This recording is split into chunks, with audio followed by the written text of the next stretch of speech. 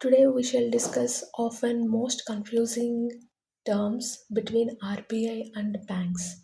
RBI lends to banks, banks park excess funds with the RBI, but there are multiple terms to denote the phenomena happening here. For suppose we have two phenomena like ways of dealing with this transaction. Whenever we have something like auction, bidding process, or a kind of collaterals, which are typically G securities, are involved for lending or any sort of transaction between RBI and banks, what we shall term them. And in case when there is nothing as such, it's simply on demand happening without any G securities involvement as medium, then what is the term it's called as? So now let's take RBI lends money to bank. It is called when auction bidding process and G securities are involved. It is called as repo rate. But if it is on demand, something like ATM sort of thing, whenever we want on demand, we can easily withdraw money. So that is marginal standing facility. But here, if ever banks want money, then RBI would be lending money, but it should be taking lot of hassle process. So it is difficult to instantly get money from RBI for banks. Then it is called repo.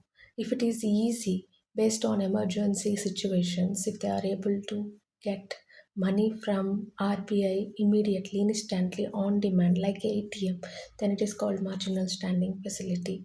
Now, in case banks have some excess funds and they can park their excess funds with RBI, then the terms used are called as standing deposit facility.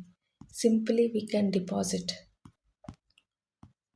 without having any hassle process of submitting G securities as such on demand instantly, then it is called standing deposit facility. But now if we are depositing, banks are depositing with RBI by submitting G securities as such, then it is called reverse repo.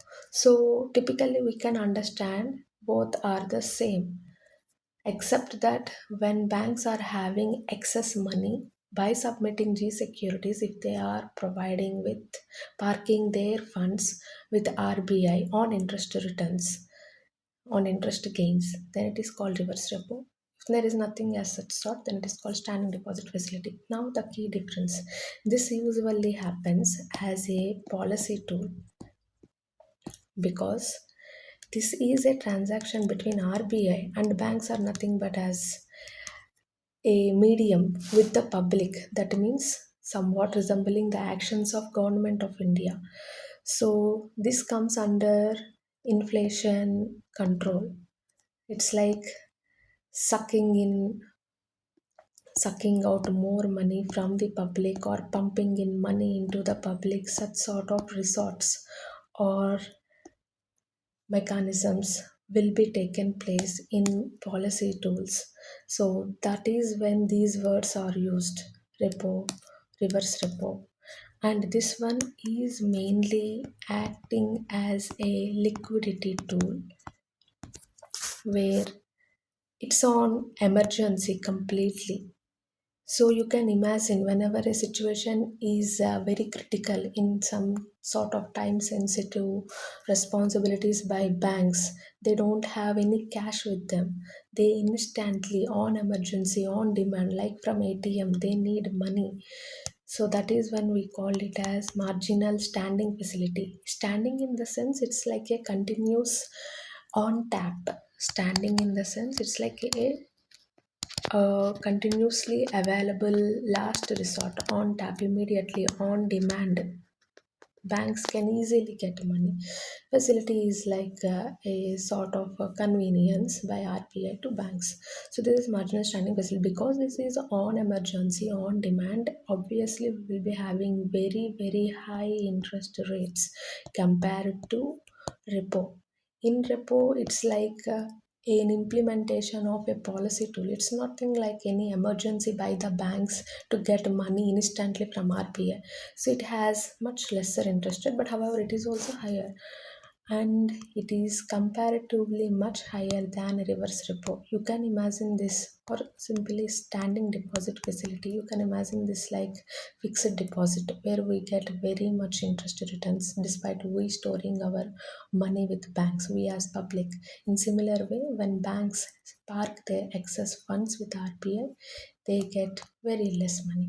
So always you need to remember marginal standing facility is much higher than repo rate, is much higher than standing deposit facility rates. This is completely maintained as interest corridor.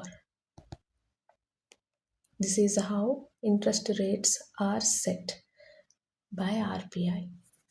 Thank you.